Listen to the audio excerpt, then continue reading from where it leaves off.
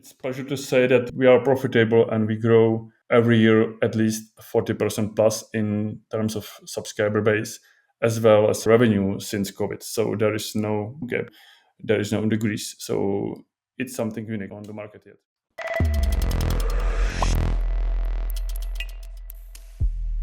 Hello and welcome to episode 75 of the Virtual Velo Podcast with me, Emma Martin, and my co-host, Chris Schwenker. Well, the Virtual Velo Podcast, the show that bridges the gap between athlete and avatar, keeping it real in the world of cycling esports. And today we're exploring a story of a virtual cycling platform that took a different path, choosing realism and immersion over gamification and fantasy. What began as a passion project has grown into a global business defined by lifelike routes, augmented reality overlays, and a user-driven experience rooted in exploring the world by bike from home. In a competitive space, this platform has carved out a unique identity. Its distinctive approach has shaped its growth and strategy in a rapidly evolving industry. And we're honoured to bring you the full story today, straight from the source, Chris. You're absolutely right, Emma. Rouvyy's always been on my radar, but since the platform doesn't host elite level esports racing, it never really crossed my path. That is, until something very interesting caught my eye.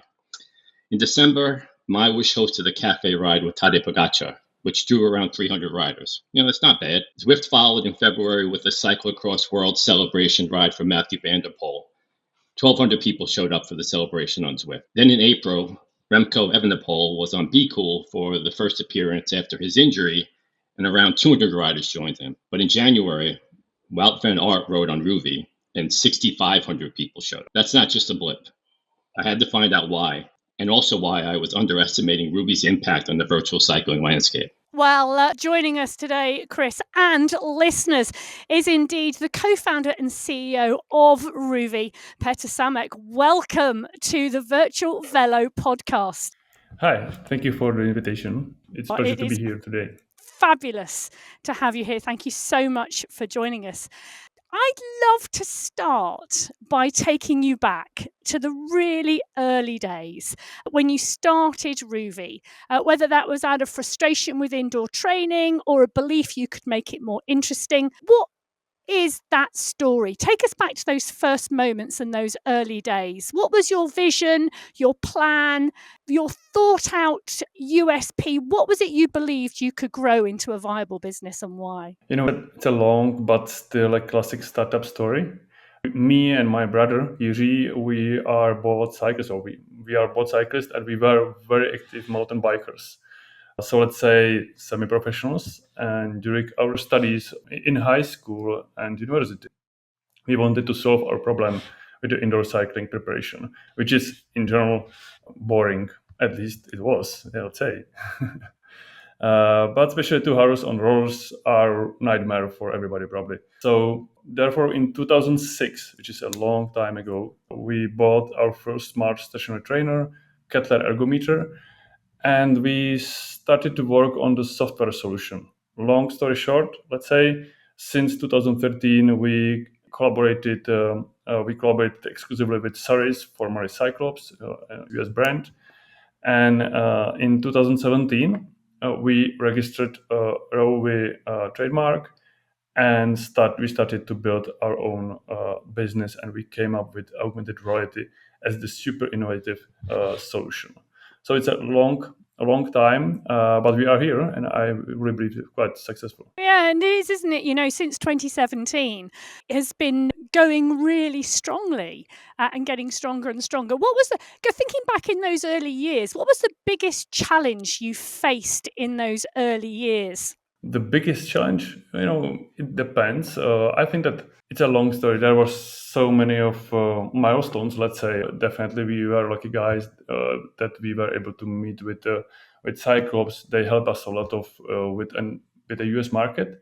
So we were able to concentrate on the software. They ensured the marketing stuff and everything like this. But probably the biggest opportunity was in 2016-17 because the market became standardized FTMS protocol, N plus protocol. So all hardware has been opened, and it was a huge opportunity for us to be able to speak with all partners or hardware vendors and to scale the business. So probably it's not much about the challenges, it's more about the opportunities and to be right at the right time on the right place. It's interesting you talk about Cyclops and the marketing in the US market, because obviously you've settled in the Czech Republic as the home base of Rouvy. How pivotal was that decision for you? It was, it's quite strange, right? Usually you start in your country and you're trying to export it or go to market, set up some go-to-market strategy. But it was about some catch up the opportunity, and it was a great step for us. It was really difficult to start in a foreign country in this time such a successful company because PowerTap, Cyclops, Saris. In US, it was definitely a very strong brand in indoor cycling, but we are there, so we were lucky to work with them. Yeah, it's really interesting. I like the fact that you turn your challenges into opportunities. And one of the ways that you did that was by differentiating yourselves from the other platforms on the market. And when I say that, you're focused on real world video with augmented reality rather than developer designed virtual worlds like the other platforms. So can you explain to our listeners who may not be familiar with Rouvy, what is augmented reality and why did you go all in on that concept? Maybe let's start with some DNA, Rouvy DNA, and I will go through this. We in Rouvy DNA is outdoor and cycling. All that what we do is about to help you be a better cyclist and triathlete, and we want to help you to achieve your sport goals. And we don't want to keep you indoor. Honestly, we love outdoor riding, but we truly believe that Rouvy can be very helpful, effective, and fun part of your preparation for the outdoor experience. And Rouvy wants to be your cycling buddy all year round. And finally, we try to help you by connecting the outdoor and indoor. We bring the outside into your home, and we focus on realism in everything what we do. It means that you can ride on many great cycling places from all the world in your home. And there is the technology, there is augmented reality. We combine the real footage with two-dimensional real footage from GoPro camera or some other cameras, let's say, with 3D world. So we are able to proceed every frame of real footage and generate virtual world behind the scene. And based on this, we are able to incorporate 3D objects, like avatars, 3D objects like banners and gates and everything this into the footage. And it means that there is a huge benefit. There is an interactivity, the same like in Zwift or MyBush or somewhere else, but there is a interactivity plus the real footage and the real realism and real experience, let's say. So this is something really unique, and we have started to work on this in 2017, and we continue to develop this technology and improve this technology.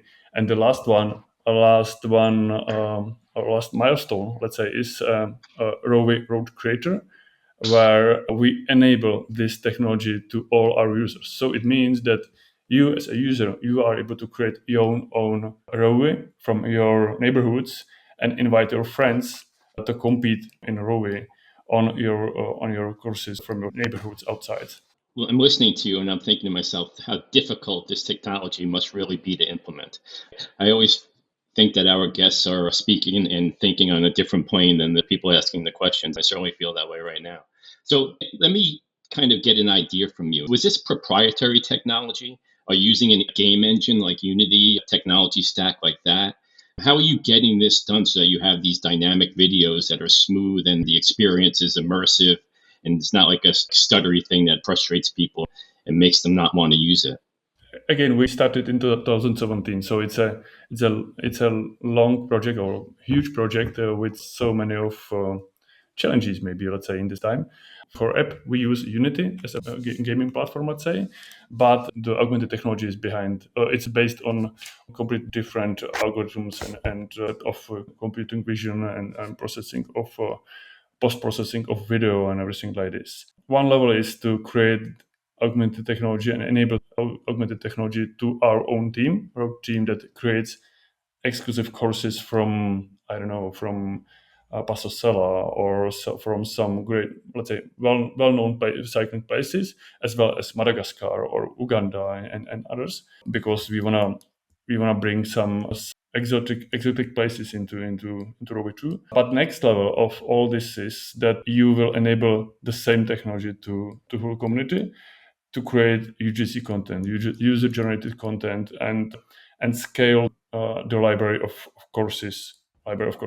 So, talking about the user-generated content, Peter, because this is it's a really, really interesting and different type of approach in terms of Rouvy's business model and introducing this route creator technology. Before this route creator technology was implemented, was it just your team professionally filming the routes and the footage and then putting them into the system? Yeah, and still we combine it. Let's say recently, even before what we announced, Rouvy Road Creator, we had and we have it still, a dedicated road team that they travel all the world and they capture the footage from by camera from exotic places as well as some well-known places. Or we digitalize courses from real races or Ironman courses, for example. We have partnership with Ironman, and the goal is to digitalize all Ironman half and full distances, because we wanna ensure the indoor cycling experience and we want to enable to you get ready to race, because you will make a record and everything like this. So we have a dedicated team that is responsible for capturing of specific content that we need and we want to ensure. And beside of this, right now there is a, let's say, unlimited number of creators that they can create own courses and share it with other users through the platform and scale the library of content. I can imagine right now hundreds of cyclists looking on Rouvy's website to see whether you have any jobs available as content creators going all around the world riding to capture pictures. Yeah, but, I can imagine. Sorry, I can imagine that it's a dream job for some people, specifically some adventurers and some exports, let's say. So we have some requests time to time. So that's great. So you are welcome. They'll be flooded with applications. But this route creator is really game changer actually for Rouvy, because now everybody can become a route creator should they want to be, can't they? And the tools that you've got in that route creator, it offers that feature for everybody. Yeah, once you pay subscription, you can download the tool and you can create your own road. You need just GoPro camera. Right now, in the future, we plan to support more different cameras and more brands. But right now, you have to use GoPro camera, and that's it. You have to pay the subscription. You can download the tool, and let's do it. Launching new technology like this route creator, is this really part and parcel of Rouvy's growth for the future? Is this the type of thing that you are looking for releasing and enabling your community and your riders to be part and parcel of Rouvy? Is that part of Rouvy's plan for the future? I think that it's a part of the plan. Our goal and positioning is, or differentiation is that we connect the outdoor and indoor cycling world thanks by real digitalization. So definitely we want to digitalize the whole world ideally, and this is the important step for us to enable it, because definitely we have not enough road creators in-house to be able to digitalize world, let's say. I was about to say, that's a massive aspiration, digitalize the entire world. It is, but why not? I think that at least the cycling world let's say, or triathlete's world.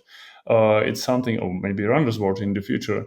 That's something what it's maybe ambition, but realistic. We can do it. It sounds great. It really does. And I can think back to the pandemic time when we were all stuck inside, and your technology seems like a perfect seamless fit for the cyclist that couldn't get outside, was able to have that realism.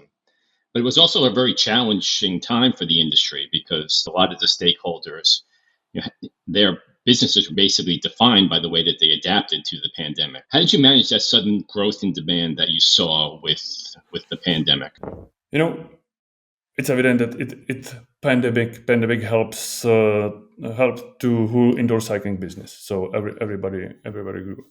But we were lucky guys because we signed some important contracts like to the Swiss, digitalization of to the Swiss, and some other partnerships even before the COVID. And therefore, in 2021, we were able to organize Digital Swiss 5 and some other digital events. We hosted providers as well, some amateurs, and it was very successful. And it helped us a lot to scale the business, let's say. And let's say another big step was in 2021 when we raised money from Perfire Capital, private equity, and we were able to scale the business even more, invest into marketing and so on.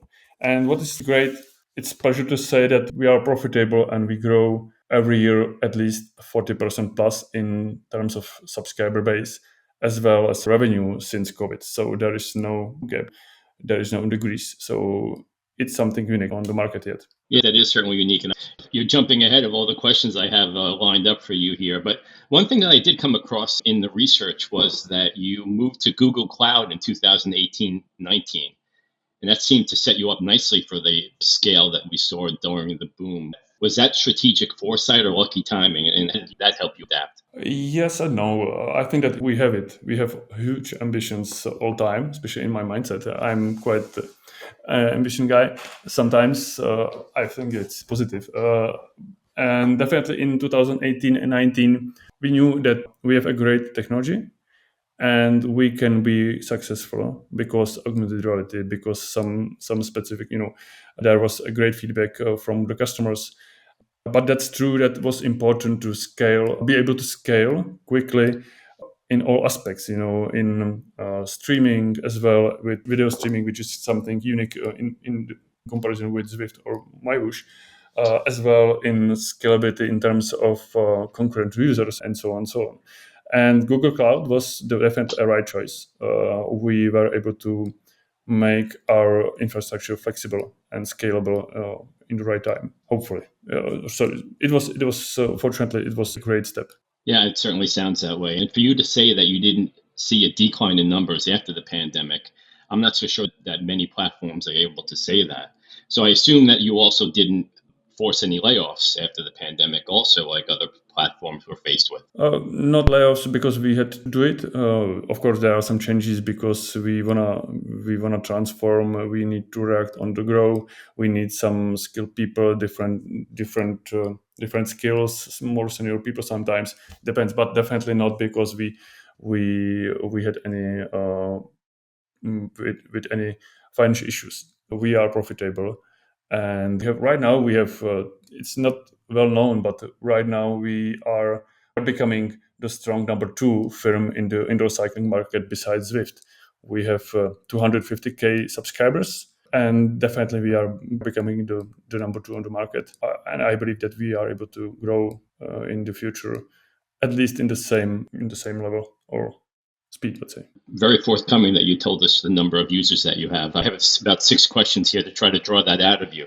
It's why are you making that public where most other platforms, it's a very tightly guarded secret? Yeah, we discussed a couple times in last months, and we believe that it's important to explain to our users that we really want to build a huge platform for a successful community of passionate cyclists and triathletes. And it means that we have to guarantee the future. And this is one important step, to be transparent in all steps, let's say, in the feature roadmap, in pricing, which is definitely some topic what we did last couple days ago, but as well in the size of the user base and the ambitions. So we can guarantee that the future of Rouvy is quite ambition, and we want to bring much more in the future. And the profitability and strong user base, it's definitely a great fundamental for.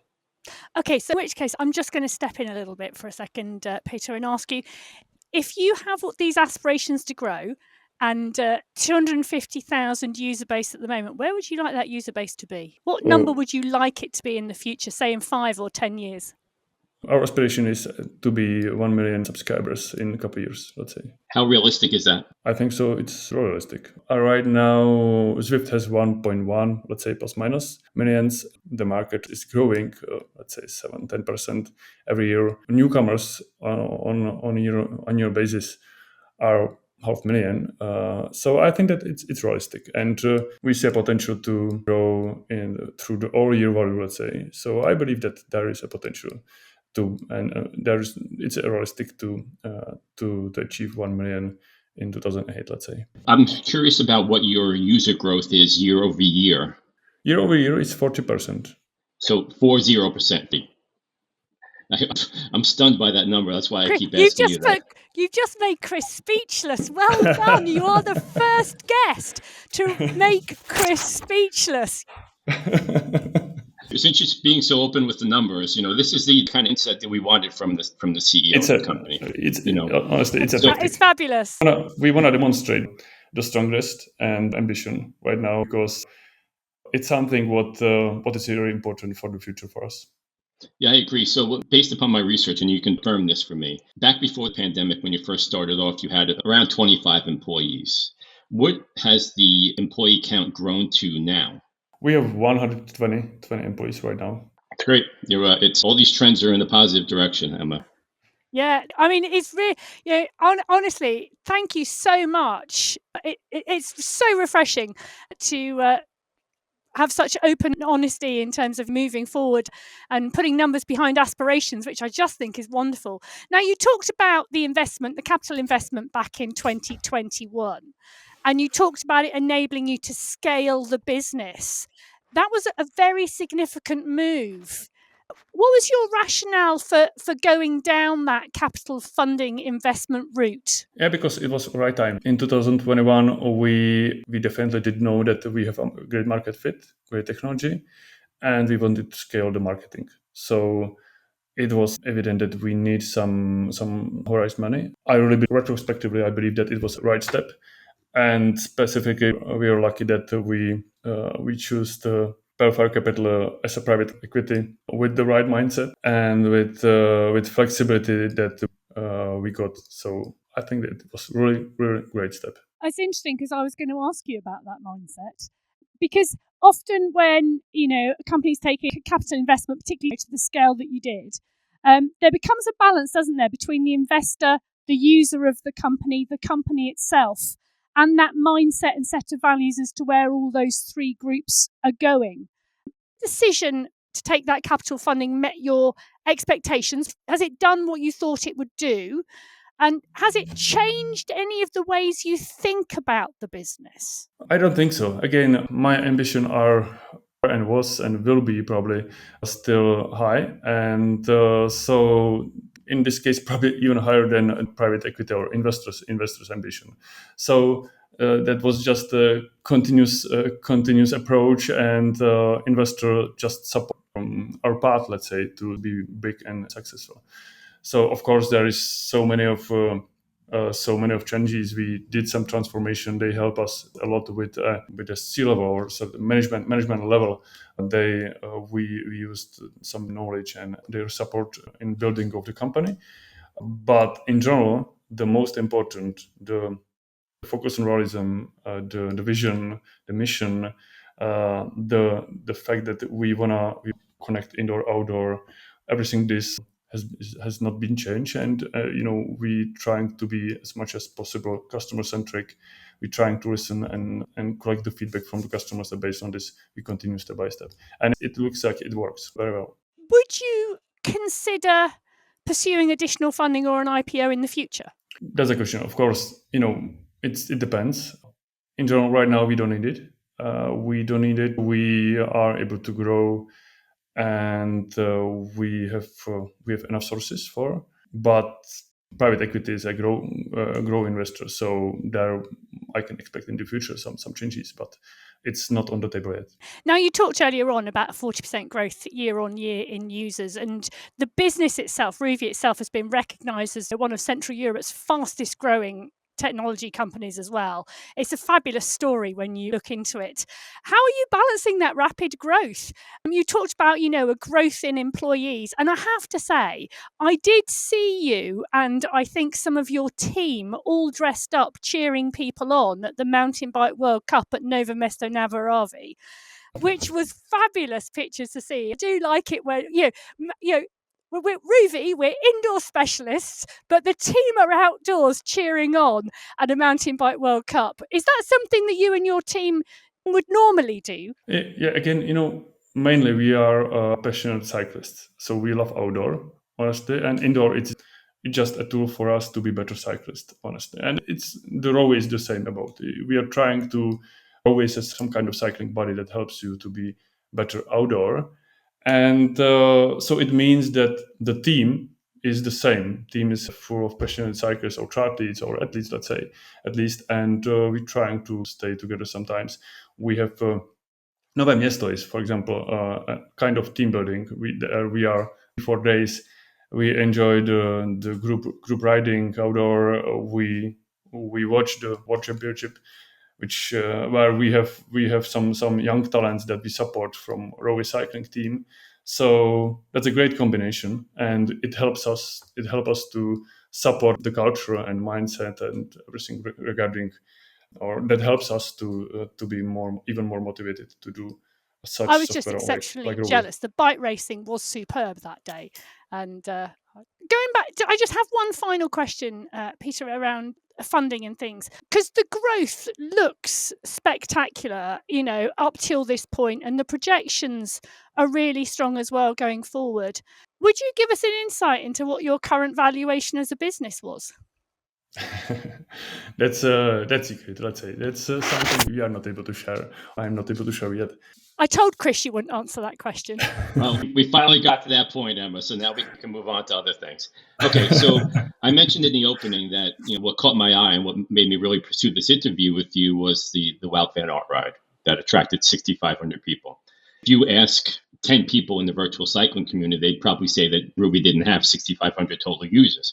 So the fact that the number of users that showed up to that ride eclipsed by far all the other big-time celebrities on a par or maybe higher in popularity than Wout really was an eye-opener for me. What does that say about your momentum in the market, and how important is something like that to the company?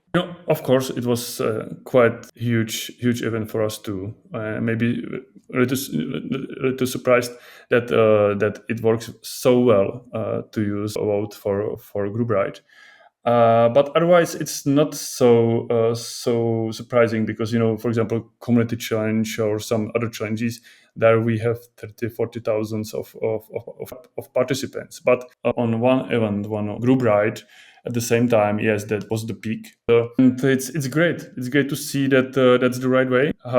From my personal point of view, it's even better that I really believe that this is the way how to connect fans with the providers and bring the stars closer to amateurs and inspire them through the joint.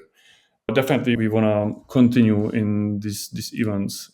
And on the other hand, it's fair to say that there is space for improvements. We need to improve, for example, the post-ride experience. Once so many users finish the ride and all activities are uploaded on the server, it's a challenge for any infrastructure. So there are some things that we have to improve. It was a great lesson learned for us, and based on this, we do some other optimization to be able to continue with such great events like with Wout. It's almost like a proof of your concept. You're able to test your technology under stress.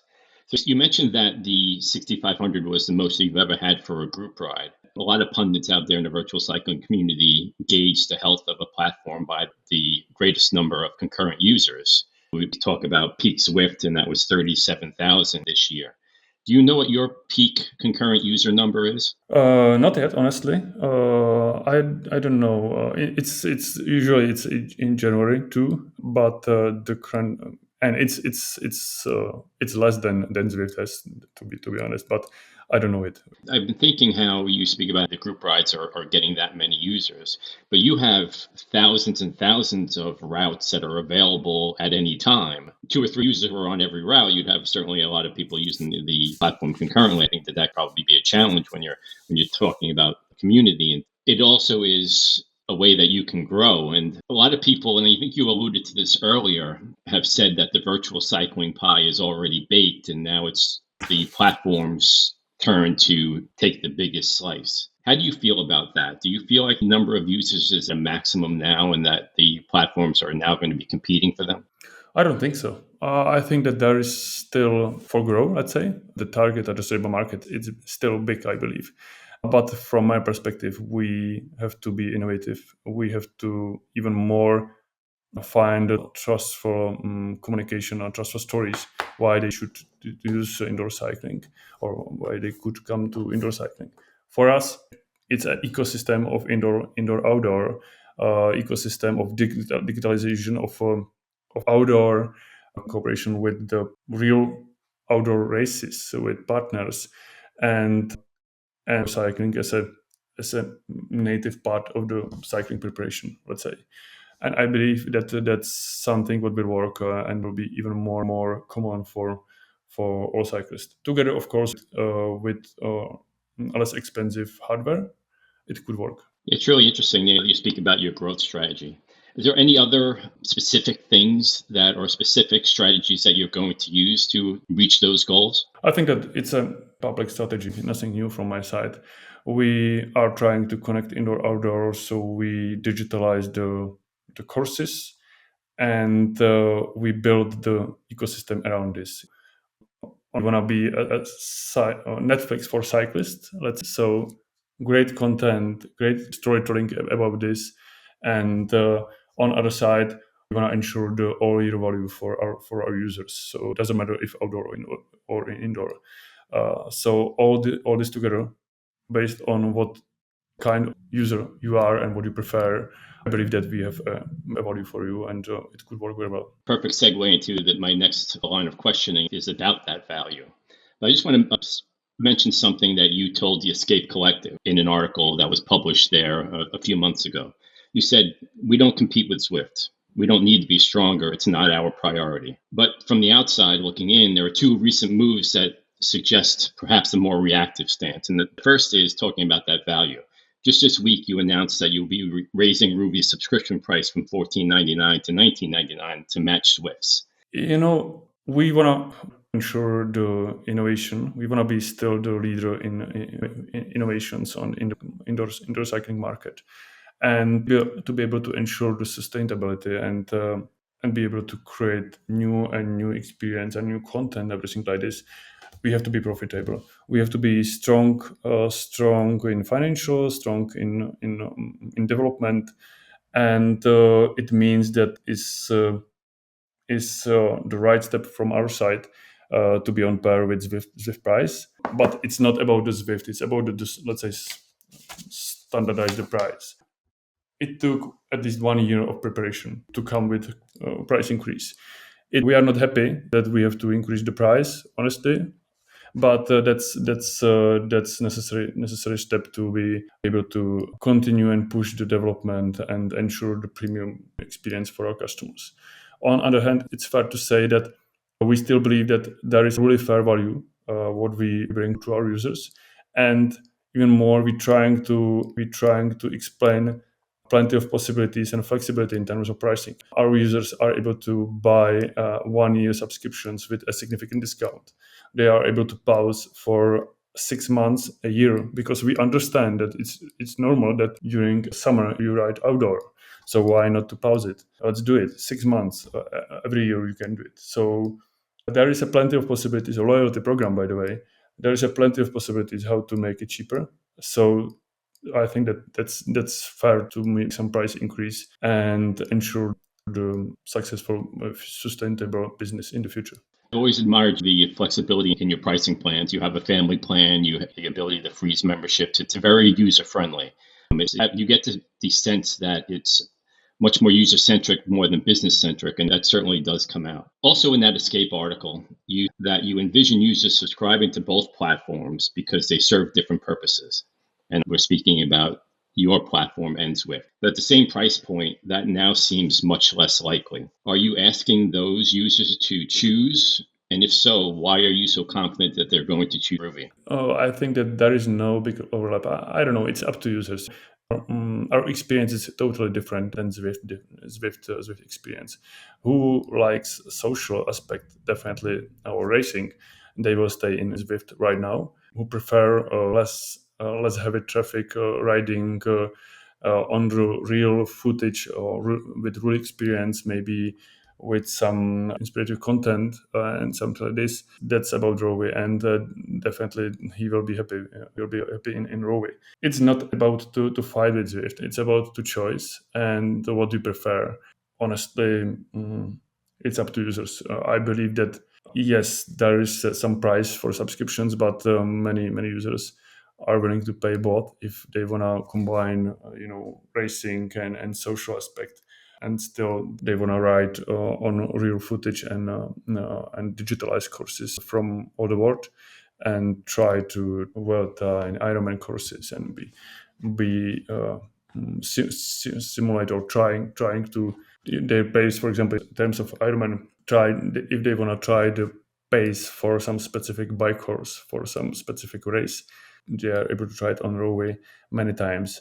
So that's only one platform where you can do it. So it's up to user. It's a different proposal. It's a different product with different USP. We will see what will happen. I know I'm referring to this Escape article quite often, but you also alluded in that article to the importance of accessibility and open protocols. You surprised a lot of people in a second potentially reactive move by retrofitting Zwift's closed proprietary hardware protocols for the COG click and play into Rouvy for virtual shifting. Walk me through the logic and risk assessment behind this bold move. We want to demonstrate that the open protocol and standardization is the right way. Otherwise, I believe that it will be chaotic and mess for customer from user experience perspective in the future. Me personally, I remember a period of time where each vendor had own proprietary protocol, even before NPAS and FTMS, and it was difficult. And at the end, it was worse for vendors as well for customers.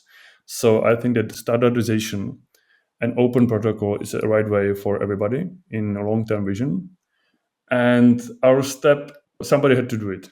We feel responsible. We feel us as responsible to push the discussions about this, and maybe some next steps. Support of virtual shifting, and going to continue in the support of virtual shifting through all hardware on the market. Were you concerned at all about the potential backlash from that? I believe that, let's keep this question. Let's say I believe that there is no backlash. Well, should we move on and talk about something else? Because I'd really love to know about Rouvy and the partnerships that you've got, because you've already alluded through earlier on in the podcast about partnerships, and you have some fabulous partners from Lidl-Trek, Team Visma, Lease-a-Bike, IRONMAN, LifeTime, the Vuelta, Strava. You've got a whole host of fabulous partnerships in place. Walk me through your thought process behind these multiple high-profile partnerships and where they fit in with Rouvy and what Rouvy wants to do. We have different partners, but all our partnerships are about some additional value for our customers. We try to bring inspiration to our users thanks to the collaboration with Lidl-Trek and Visma, Lease-a-Bike, and other well-known influencers. We enable to fans be closer to their stars, Therefore, we organize the group rides like with Vote and others. And we have some virtual training camp with Lidl-Trek from Valencia, for example, and so on. That's about the one part of partnerships is about to inspire our users through the stars, through the well-known World Tour teams. In case of Ironman, that's a little different. There we believe in the efficiency. get race ready concept, let's say. We can help you to be ready for the race. So we believe that through the digitalized bike courses from all Ironman half and full distances, you are able to try your pace multiple times even before the race. You can try the right cadence and maybe some hydration tactic and everything like this. And of course, beside of this, triathletes are quite busy. They have multiple disciplines, so they are trying to be as efficient as possible. And indoor cycling, specifically Rouvy, can be very efficient training tool and in safe environment. So that's a different value that we are trying to bring. And other partners like LifeTime or some other race organizers and races, there we trying to bring some specific content, specific courses, races, let's say, into Rouvy, again, to enable to you be to try it, maybe motivate yourself for the race. And I believe that in the future it can be a great promotion and maybe a way how to register it into the race, outdoor race through the indoor promotion. The LifeTime is an interesting one, isn't it? Because that's going down the path of gravel, which is very popular at the moment. So a really interesting one there. I did want to ask, because you talk lots about trying your race. So, you've got the courses on there. You can try out your race in the future. Do your World Tour team partner riders actively use Rouvy for course recon, race prep, training? Perhaps maybe a vital element for some of their Tour de France prep this year? Yeah, of course, during the summertime, during a season, it's less common because they are quite busy and they use Rouvy more for warm-ups or for preparation because some injury or something like this. And what is important, many times they use it as a recon before the race to try some specific course and specific segment of the ride and so on. But mostly we are in touch with riders during winter time, and they use it, let's say, repeatedly basis, and we try to connect them with the community during time. Yeah, I have to say, as a rider, there's nothing better than being on the bike and noticing somebody warming up at a bike race, but they're actually virtually riding with you. It is like the weirdest thing in the world when it happens to you for the very first time. And then you put your TV on later and you watch them do the race. It's absolutely brilliant. We did it a couple of times, and we have more like this, Yeah, it's just fabulous when it does happen. You talked about Ironman a little bit there in the triathlon market, which really for indoor, you talked about how busy triathletes are and trying to fit everything in, etc. That's a really interesting one, isn't it, with the Ironman partnership, but also then FulGaz as well. What made it a strategic fit, and why did you choose that decision initially there to maintain FulGaz as a separate platform rather than integrated in? Because obviously the courses have come over, haven't they? Yeah. Maybe just a quick explanation. We wanted to collaborate with Ironman. We wanted to sign the partnership contract because we see a huge potential in triathlon. Let's say we really believe that Rouvy can bring the value for triathletes in a long term, and that is a commitment from our side to make Rouvy as a best platform, indoor cycling platform for triathletes in the future. We wanted to work with Ironman. FulGaz Ironman own FulGaz in past. So the solution was that we will buy the FulGaz as part of the contract with Ironman. So we acquired FulGaz in January this year, and the idea was fully transparently. The idea was that we will merge FulGaz with Rouvy because it's from our point of view, it was a very similar product with the content, with the library of courses, and it will be easy. But after the acquisition, based on our feedback or let's say surveys and a better understanding of the community, we understood that it doesn't make sense. it's quite different USP. It's quite different product with a very, very passionate community and loyal community. So we decided to change our mind and keep it alive. And right now it's created boutique of courses with focus on 4K video, and let's say more guided roads or guided riding on two-dimensional video only. And we believe that there is a value for a specific part of indoor cycling community. And I believe that it's sustainable in the future. So we definitely want to keep FulGaz and Rouvy separate, and it will work well. Change of mind, honestly, it was a change of strategy based on the collective user feedback. Yeah, it really points to the fact that you listen to that user feedback and you're willing to pivot based upon what the community wants for Rouvy, not what the management team wants for Rouvy, which says a lot, really. One of the things that the virtual cycling community wants is racing. And you had mentioned that isn't necessarily one of your priorities. Where does amateur elite racing aspect fit into your plan? It's good to know that in the past we bid for World Championship, the same like my Whoosh and Zwift, but my Whoosh won. So I want to demonstrate only that it's a topic for us, definitely. But it's fair to say, on the other hand, that e-racing is not the highest priority for us from many reasons.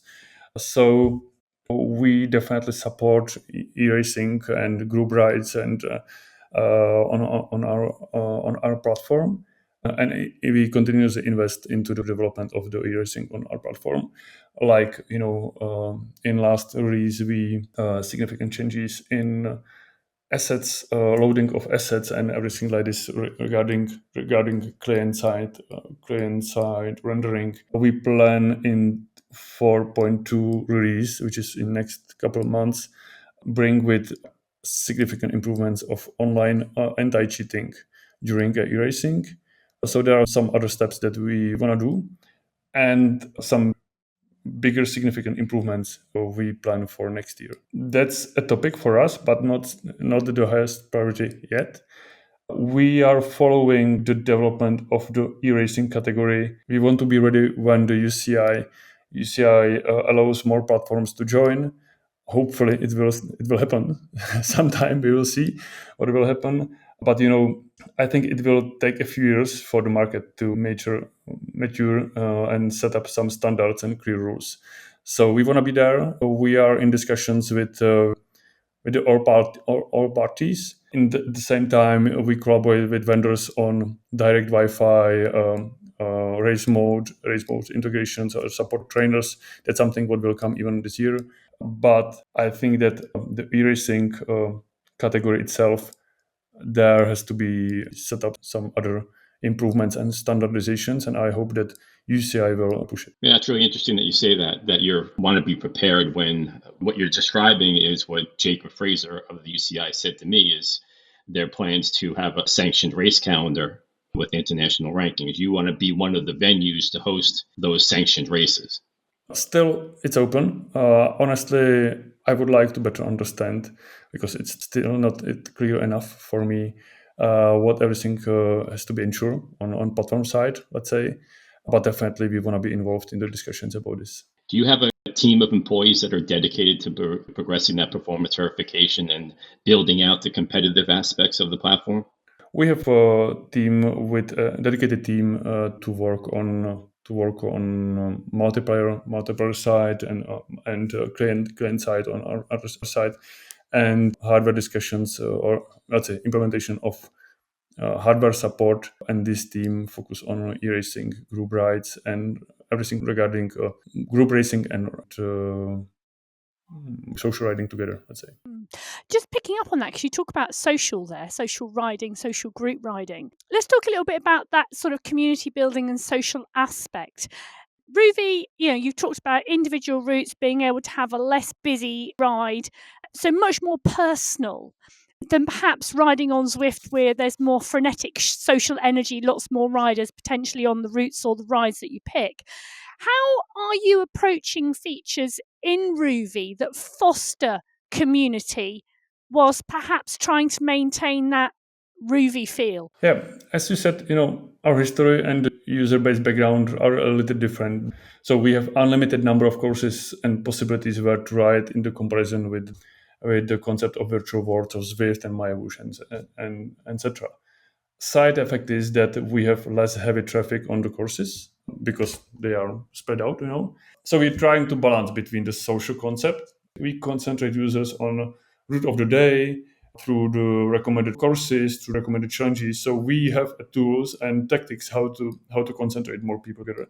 And there is every day there is many of courses and many of events with 100 plus. It's a balance, because between the other aspect is that we have many individual users with motivation through the personal challenges, weekly goals, Rouvy career, experience points and coins to be able to buy something in garage and etc. But in general, they wanna ride alone or definitely in not so heavy or busy courses. So we're trying to balance it through different tools and different tactics. Let's say maybe another point of view is the are the leaderboards. That's another kind of gamification. We call it as asynchronous competition, like Strava segments, for example, versus racing and group ride. So we have definitely a segment of people that they wanna race online together, or at least ride together on group rides. And that's a competition for them and some kind of motivation. But on the other hand, we have a significant segment of people that they are motivated and compete against each other through the leaderboards and segments on the courses. I'm going to just get back to what you were saying there about the international competition, because I did report before the tender was awarded to Mayavush that you were in the running for that. So I appreciate that you confirmed that my reporting was accurate. Thank you very much for that. Would you bid again? In 2027, the bid is going to come up, and that's actually when the World Championship is going to be in the full World Championship program, and the live event will be in France with all the other World Championship events. Is that something you would throw your hat in the ring for? Honestly, I don't know yet. Definitely, we want to invest into racing. I think that it's super important for some kind of audio retention of customers, and we want to help our community that is becoming stronger and stronger, a community of online racers, let's say people that wanna race online, or at least they wanna ride together somehow. There we wanna invest a lot in next months and years. If we will bid again World Championship, that's something what we have to discuss about. I'm not able to comment. So I also reported then that the ASO, in partnership with the Saudi Public Investment Fund, had put in a bid, but they didn't have a platform partner to support it. Is that something that you would be open to if the opportunity arose? That's a question. I don't know. I'm trying to just put this out there in the event that you would say, yes, we're going to do that. But okay, so moving on. I think that it's not our goal. You're trying very well, but no, it's not our goal. And I think that our DNA is quite different. I understand fully. So there's also now talk about cycling esports being in the Olympic esports games in 2027. Recently, the IOC hosted an Olympic esports games publishers and developers forum a couple of weeks ago, actually. Mayavush attended. Zwift did not attend. Were you invited to that? We have not invited into this. I don't know about, at least officially, I don't know about this. How do you feel about the Olympics? Would you be motivated to be the host platform for the Olympic esports games? Fully transparently, fairly to say, I think that we are not ready for, and it's quite short time to be ready for. So it's not probably that we will be able to host it, because it's not our priority. We believe that the way how to make our users happy are different, let's say. I think it's been really interesting. I don't know about you, Chris, that all the way through, it's become really clear and really evident, Peter, by what you've been saying, that there is a real clear element of differentiation and position from Rouvy. And you sound, as the CEO of Rouvy, like there is a very clear direction that you and your team want to go in and where your market is, which I think is a really nice, it's really good to hear, that it's a very busy market. if you think at the moment in terms of the number of different esports providers that are out there in terms of cycling, the differentiation of product and where businesses see themselves sitting in that market. I think it's really nice to hear clearly those stories. Whilst we're talking about stories, she said, not trying to segue into another question in any shape or form, we are going to round up, so don't worry, we're not going to hold you for much longer. But the future of indoor cycling, where do you see the future of it maybe in 5-10 years time? Are you talking about, growth year on year, 7 to 10% growth a year? Do you think at some point that's going to stop, or do you think that is a possibility to just continue? Where do you see it being 10 years from now? Again, I think that we are ambition and we want to grow a lot, but it's not about the growth only. It's about to be able to bring the value and innovative features, innovative technology on the market and disrupt even more. I believe that our way is through the innovation, through the even more immersive connectivity of indoor, outdoor, and the whole ecosystem about this. That's about realistic content and more personal experience. I think that from software part of it, that's one topic. So we want to be, as I said, we want to be Netflix for cyclists, personalized as much as possible, as well as a great training tool for everybody who wants to be ready for the outdoors. That's our future. Beside of this, of course, I believe in cheaper and more prioritized hardware market. So entry will be even lower. So it will help us with upper funnel and target the addressable market. We will see what will happen. We have full bucket list of improvements for next couple years in terms of technology, in terms of value that we can bring all year, and hopefully it will help us to be successful. If you could give your younger self one piece of advice from day one of Rouvy, what would it be? Keep going. I'm trying to focus on the future all the time. So there is so many of challenges but more, from my perspective, more opportunities. Keep going, focus on the future, and work hard, honestly, because that's the most important. Work hard, that's important, is a beautiful phrase to finish on today. Thank you so much for joining us, Petr Samek, the CEO of Rouvy. Thank you much for the invitation. It's been so good to have you here. You can subscribe to the Virtual Velo Podcast on your favourite podcast provider and, of course, on YouTube. You can follow me, Emma Martin, at biking_Emma on Instagram. And you can follow Chris at the Zamunique. You can catch me this weekend putting words to the action on the My Whoosh Sunday Race Club and all the Mountain Bike Eliminator World Championships, which are coming from Sakarya in Turkey this weekend. Head over to the Zamunique and please become a member of the Escape Collective to join the conversation and support independent cycling esports journalism. We will, as ever on the Virtual Velo Podcast, have more interesting guests for you in the future. Joining us, including My Whoosh's Director of Esports and Game Operations, Matt Smithson, 24-hour virtual cycling record holder, Matthew Lefthand, and World Ultra Cycling Association Records Chair, Larry Osland, Bike Terrors creator, Matt Gibbs, and several other impactful people waiting in the wings. Thank you so much for your patience. Thank you to Mr. Samek for sharing his fascinating perspective about Rouvy. It's been a really great conversation. Thank you so much for joining us. And to you, our listeners, for tuning in. Chris, as ever, will remind you to take care of your heart. Get a coronary calcium scan should you think you need one. I'm going to say stay safe, enjoy your riding. We'll see you again soon. Goodbye.